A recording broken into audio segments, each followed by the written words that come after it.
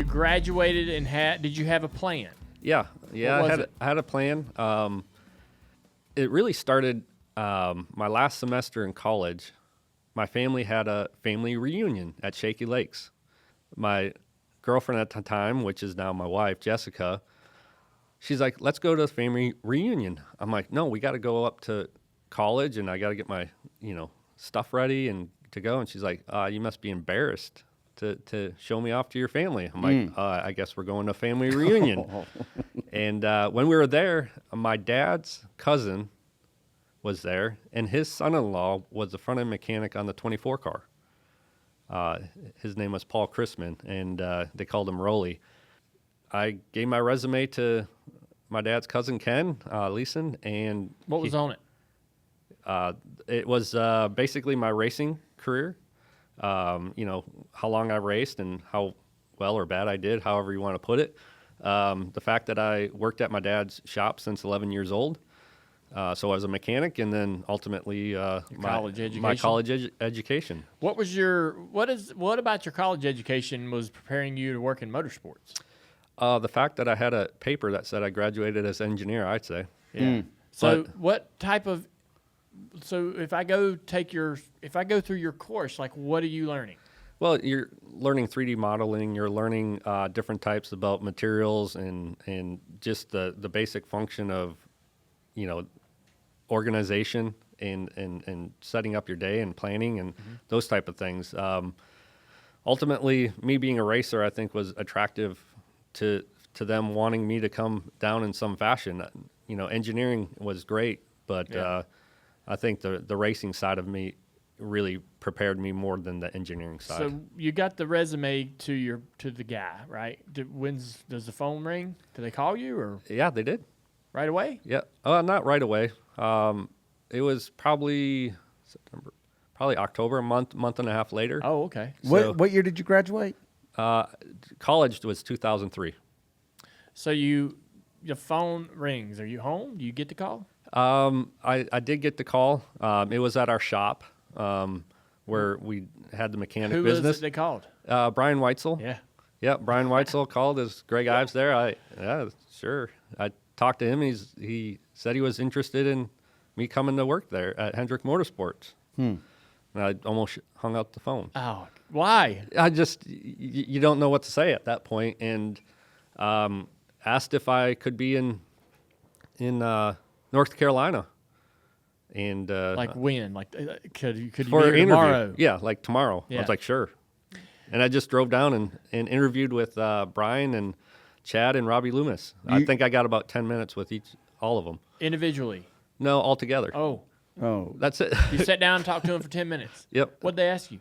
Just, what my background was, what makes me better than some other kid's resume. What do you think helped land the job for you? The fact that I had mechanic ability, that I could come in at a lower level and work my way up versus, thinking I needed to be in there as an engineer. My whole goal was, give me an opportunity. I won't let you forget it, sure. Or regret it. Did they tell you what you were interviewing for? No. So you actually didn't know? Didn't know. They were just interviewing. And, obviously, potentially, I think it was just an interview. Like, I think Brian looked at the resume and saw, hey, here's an interesting. See who this guy is. Yeah. There's 3 check marks that we like in this kid, and let's get him down here. And if he's if it's a joke, then we won't talk to him. So the interview is, lasts less than half an hour. You walk around the shop at all, or you go back to your car? Just went back to the car. Then go home? Drove back home. Drove home. 17 hours. Jesus. So you were there in town less than an hour. Yeah. And you drove all the way back home. What are you thinking on that drive home? How cool that was. Really? So you're in a great spirit. Yeah. How cool it was just to, like I said, 16 years old, I said I was going to work at Hendrick Motorsports, and here I am driving back or to an interview. I think over the period of a 17-hour drive home, I would have had and lost the job about 17 times. I'd have been like in a roller coaster of emotions, calling friends with excitement, then calling my sister or girlfriend crying, I didn't have. It's not going to work. Luckily, I didn't have a cell phone till I got the job at Hendrick. Oh, Jesus. And how long Really? ago when did you get the job? It wasn't until Mike. middle of March. You didn't have a cell phone. Middle of March. You just glossing right over that one? It's 2003. I guess you're right? By now, at least you have one of those big old block cell phones, right? Everybody that's listening to this is going, wait. Cell phone. Wait. Forget the job. You didn't have a cell phone. No, I didn't have a cell Just phone. didn't need it. Didn't care to want one. Yeah, didn't care. I mean, back then they were just like push to talk was about the coolest thing about it. Yeah. Push to talk. Well, I mean, that was about the only thing going on in 2003. It wasn't like there were no apps. No, it know what I was. Yeah, that's about the coolest thing going on with cell phones. All right, so you drove home. What's the next thing happens? Phone call again?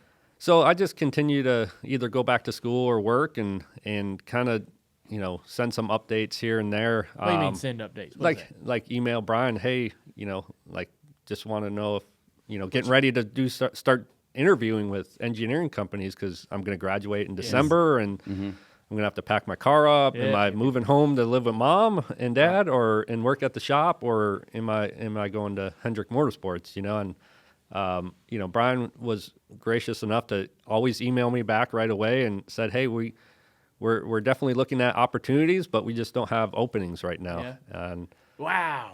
All right. So when did they finally? so When did that change? well, Daytona 500 came weekend, Speedweeks in 2004 came. Brian called me and said, hey, if you're going to be in Daytona, why don't you come meet the team? Were you going to be in Daytona? No, not at all. Why did I even assume you were going to be in Daytona? I wonder. I was working at the shop or UPS, and Hey man, while you're down here in Daytona? Just swing on by. Yeah. Yeah. so he's like, yeah, if you're down here, just swing on in. I'll get you in. You guys can, it's easy day. It was I think it was a Thursday. It was going to be a qualifying day or qualifying week. So he's like, well, if you're here, we'll get you in. And I wasn't there. I was in Upper Michigan, Barker, Gladstone area, and I went to my brother's, took a shower, put on the cleanest clothes I had, and drove 24 hours straight to Daytona. Jeez. So I showed up meanwhile, I didn't have Google apps or directions, or had the atlas and printed out the directions and drove straight to New Smyrna Speedway. I figured if I got there, I would at least know somebody, that was racing, and slept in the parking lot. And slept in the parking lot in the car. When the gates opened at New Smyrna, I walked through the pits, and I came across Ryan Matthews, hauler, because he had a Wisconsin plate on it. Said, hey, I'll be down here for a couple days. If you need help, I'll be here to help. I did go to a Nextel store, and I bought one of those push-to-talks because I was like, how are they going to get a hold of me if I'm down here? And I called Brian on that, and he's like, hey, why don't you come on over to the Speedway? Mary will get you in, past the guards, and you can come meet the team. Mm-hmm. So that's what I did. So you go over to the track and meet the team. Yep, it was the 24 team. Steve Berg told me to get out of the way. I imagine that. Stevie was the car chief, and Jeff Mendering was the front end mechanic, and they're working on the front fender because as Jeff was leaving the pits, Casey Kane was coming in. They made contact, and they were trying to work on the car. But everybody was gracious to say hi, and I was there for about 15 minutes and left. Did you meet Jeff? No. Did you care? I mean, when you were talking about Hendrick Motorsports when you were 16 years old, my assumption is that you are a Jeff fan. I was a Jeff. That would have been about 1995 when he's winning the championship. Yeah. I was a Jeff Gordon fan. I have pictures of me with a DuPont shirt. And, in the pits at Michigan Speedway, and I was a Jeff fan, but I wasn't a fanatical. You weren't fan. a fanboy. No, I never got his autograph. Never cared. Before you leave the track, are you hoping that get something out of Brian that tells you that this might be Yeah, I was kind of hoping for maybe a little more, but he was kind of like, "Hey, I want you to meet the guys to see if they like you, right?" Oh, and really? Yeah. you know, it kind of, you know, it's more than just what I think; it's about what those guys think. And ultimately, you know, I talked to some of them. They were nice. I answered questions and left. And then you went and messed around in New Smyrna for a couple nights. Yep. And then you went home. Then I drove straight back home with my car packed from college. I wasn't moving home. I was going somewhere.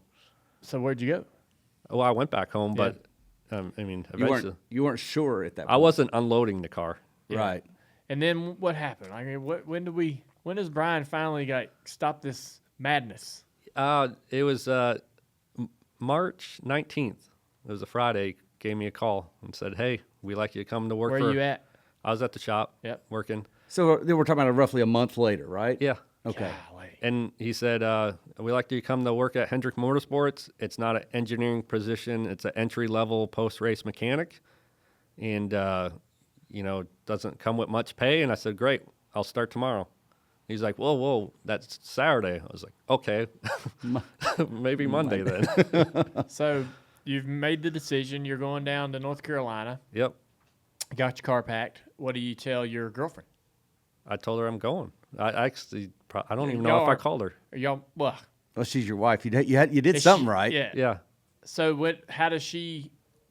Like, we'll get to that, I guess. So you don't. You're going. I'm going. Did you go down there Saturday? Yep. I got down there about 1:00 Saturday afternoon. Went to the dry apartments over in Concord. Said I need a apartment. They said they only have the studio apartment for X amount. I said, "Great, perfect." So that's where you were. That's where I was. Start work on Monday. Start work on Monday, day after Jimmy Johnson won Darlington. How was working there right out of the gate? It was, you know, it was definitely different because, you know, being more of an introvert myself and not, you know, I kind of kept to myself a lot, Right. you know, and just head down and digging. I didn't really know any other way. It kind of ruffled some people's feathers that, you know, I would just stay working. You know, hey man, it's break time. Hey, it's lunch, and I just keep working. But I didn't know what to do, you know, and the post-race department, you know, had Charlie Langenstein and Wade Servenston in it, and they helped guide me a little bit on, you know, hey, put the wrenches down and, you know, go talk to them, or, Right. you know, like, Oh, yeah, get some personality, you know? I know exactly what you're talking about. Who was your boss? Like, who's your actual immediate boss at that time? It was Charlie Langenstein as far as in the post-race room. Okay. Yeah. And then who did he report to? I think it was Ron Thiel, Man. Okay. and then Some it was dudes. Brian Yeah. Weitzel. Yeah. And then eventually to Weitzel. Yeah. Like you weren't reporting to a crew chief. No crew chief at that point. I got you. So now he's in the door at Hendrick. That's pretty. You know, I wanted to go through that so detailed because that's like everybody's dream, right? That's like everybody's. If you're a mechanic or, you know, outside of being a race car driver, that's sort of how it works, right? That's how much you have to dedicate to making it happen. You got to spend the nights in your car. You got to drive the 17 and 24-hour trips just for that 15-minute interview or that 5 minutes to talk to the guys at the track.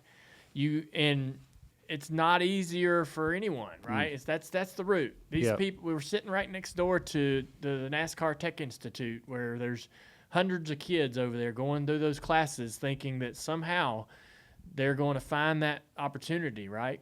And even with that background and technical assistance and knowledge, there's still that want to, right? That passion that you talk about, where you really have to be willing to do whatever, right? And it's so impressive to hear that story from you. And I think a lot of people can appreciate it and appreciate you. So I didn't know that you started that low down the pipe at Hendrick. You know, when we first started communicating and it was over fantasy football, we had a little league in Hendrick Motorsports, and you were the lead engineer, I believe, at the time for Chad. Yep. So how do you get from the tear down post race guy to lead engineer? Yeah, definitely a lot of doors open really quickly. Really? Post race was a really great foundation for me to understand the race cars, and just to go about the knowledge of these cars were so much different than the super late models I had. Idea of racing's the same, but so I really enjoyed that. But I started to just volunteer my time on the setup plate for the 24 car, and with Robert Deering, who now is the lead guy in scheduling at Hendrick. But key thing there to take away from that is you volunteered your time to this other position, right? This other place to be able to learn more, right? Yeah, when basically hours were done, I would Robert would still be working on the plate, and I'd go over there. And the first time I went to help him, he's like, "What do you want?" I'm like, "I want to learn how to set up cars." He goes, "I don't have time for that." I'm like, "Well, I'll just watch then." Yeah. So I just kind of stand over and watch and look at the car, and all the guys that like do that work, that type of work, like the setup plate, the guys that don't travel, the post race guys are typically quiet, grumpy. Yeah. They got that. They're in that position because they want to be in that position where they don't have to mess with anybody and they don't have to have this, blooming personality. It feels like Robert G over very here, similar. right? So he, I must have really warmed up to him because he started to let me take notes for him. Mm-hmm. So, he's like, "Well, if you're going to be here bothering me, you might as well at least help me." So, You creep. yeah. So I started to take notes for him, and then I knew I really made it when I set the center line of the car with the string and the plumb bob and all that stuff. I got to do the front, and I was like, "I made it." Yes. Yeah. That's that's like an entry into the room. Right? So, the room of trust. But from that point, circle. like, he accepted me to help him more and more. And the next year they wanted me to be a setup assistant for the 24. And I was supposed to help Robert because I grew on Robert and he kind of liked me. And, but what they didn't tell me was Robert was moving up and I was taking over for him. And that was a surprising meeting when they announced it in the break room. Where so you're like, whoa. I was like, now I go from setup assistant to the man setting up Jeff Gordon's race cars, going to Daytona 500, the Las Vegas test, all that stuff. You want to hear the rest of that conversation with Greg Ives? Well, you can. You can listen to the entire Dale Jr. download on all major podcast platforms.